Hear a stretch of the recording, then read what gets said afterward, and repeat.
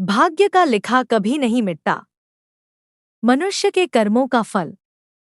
भगवान शिवशंकर की वाणी। हिमालय की ऊंची, बर्फ से ढकी चोटियों के बीच, जहां हवाएं भी मंत्रों की तरह गूंजती हैं, जहां समय मानो ठहर जाता है, वही कहीं एक दिव्य शक्ति का वास है। भगवान शिव कहते हैं, जो वहां सच्चे मन से पहुंचता है, उसे अपने जीवन का सबसे बड़ा सत्य मिल जाता है। एक जन्म जो साधारण नहीं था। एक छोटे से गांव में एक बच्चे का जन्म हुआ। नाम रखा गया विराज। उसके जन्म के समय ही आकाश में बिजली चमकी, तेज हवाएं चली, और गांव में आए एक साधु ने कहा, यह बालक साधारण नहीं है। इसका भाग्य पहले से लिखा जा चुका है और इसे अपने कर्मों का फल अवश्य भुगतना होगा। लोग डर गए, लेकिन समय के साथ यह बात भूल गए। बचपन से ही अंधकार। विराज बचपन से ही अलग था। उसे गुस्सा जल्दी आता, दूसरों को परेशान करने में आनंद आता, गलत काम करने में उसे कोई पछतावा नहीं होता। उसके माता पिता बार बार समझाते, बेटा पाप मत कर, भगवान सब देख रहे हैं। लेकिन वह हंसता, अगर भगवान है तो मुझे रोक क्यों नहीं लेते। पाप का रास्ता। जैसे जैसे वह बड़ा हुआ, उसके पाप भी बड़े होते गए। उसने गरीबों का हक छीना, लोगों को धोखा दिया, झूठ और लालच को अपना हथियार बना लिया। हर बार जब वह कोई बुरा काम करता, उसे कुछ पल के लिए अजीब सा डर महसूस होता, जैसे कोई उसे देख रहा हो। भाग्य का पहला प्रहार। एक दिन उसने एक बड़ा धोखा दिया और बहुत पैसा कमा लिया। लेकिन उसी रात उसका घर जल गया। उसका सारा धन खत्म हो गया। वह सड़क पर आ गया। वह चिल्लाया, यह मेरे साथ क्यों हुआ। तभी एक गहरी आवाज गूंजी, क्योंकि हर कर्म का फल होता है। शिव से पहली भेंट। भटकते भटकते वह एक गुफा में पहुंचा, जहां एक शिवलिंग स्थापित था। वह पहली बार शांत हुआ और बोला, अगर आप सच में हैं तो मुझे जवाब दीजिए। अचानक गुफा प्रकाश से भर गई और भगवान शिव प्रकट हुए। विराज कांपने लगा। महादेव, कर्म और भाग्य का रहस्य।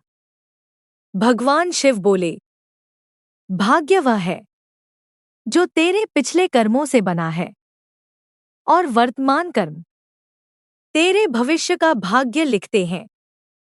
तू भाग्य को मिटा नहीं सकता, लेकिन अपने कर्मों से उसे बदल सकता है। सच्चाई का दर्पण।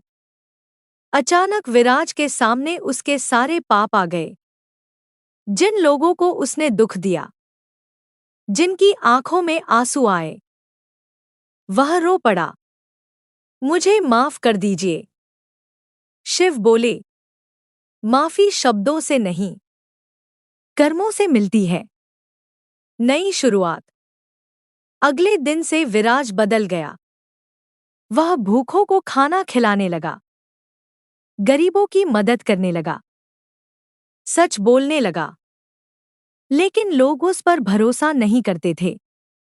उसे अपमान सहना पड़ा, लेकिन उसने हार नहीं मानी। यमलोक का अनुभव। एक रात उसकी आत्मा शरीर से अलग हो गई।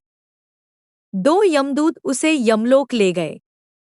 वहां चित्रगुप्त ने उसका लेखा-जोखा खोला। हर पाप, हर गलती, वह सब कुछ महसूस करने लगा। वही दर्द जो उसने दूसरों को दिया था। वह चिल्लाया, बस, मैं सह नहीं सकता। शिव का न्याय। तभी भगवान शिव वहां प्रकट हुए। उन्होंने कहा, पाप सिर्फ कर्म नहीं, वह किसी की आत्मा का दर्द है, पश्चाताप और परिवर्तन। विराज रो पड़ा। अब मैं समझ गया हूं। मुझे एक मौका और दीजिए। शिव बोले, तुझे मौका दिया जा चुका है।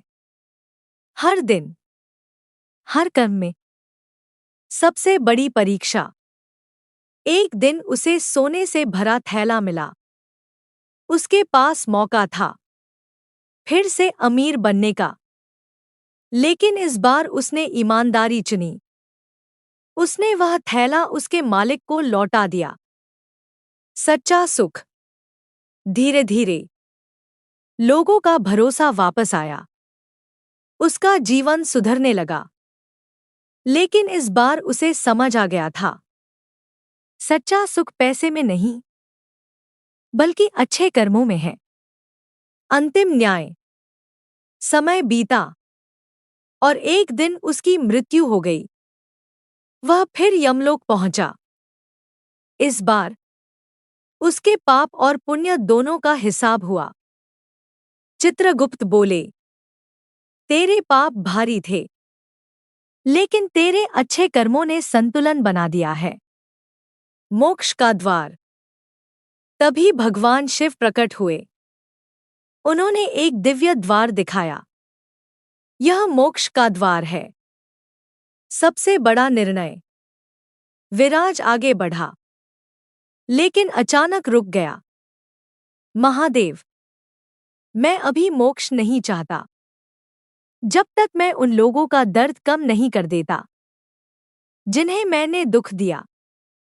मैं शांति कैसे पा सकता हूं?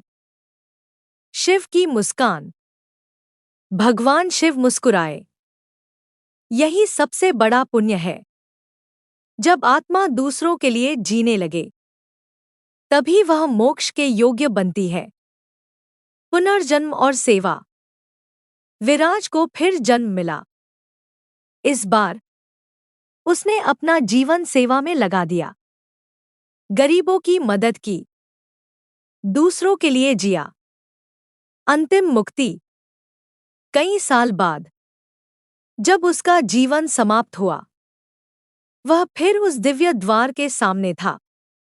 इस बार कोई डर नहीं, कोई पछतावा नहीं। भगवान शिव प्रकट हुए। अब तू तैयार है। विराज ने मुस्कुराकर उस द्वार में प्रवेश किया और उसकी आत्मा सदा के लिए मुक्त हो गई। अंतिम संदेश। भाग्य का लिखा कभी नहीं मिटता, लेकिन कर्मों से उसका फल जरूर बदल सकता है। पाप दर्द बनकर लौटता है, पुण्य सुख बनकर लौटता है, और सबसे बड़ा सत्य, मोक्ष तभी मिलता है जब इंसान सिर्फ अपने लिए नहीं, दूसरों के लिए जीना सीख जाए। ऐसी और वीडियो देखने के लिए हमारे चैनल को सब्सक्राइब करें।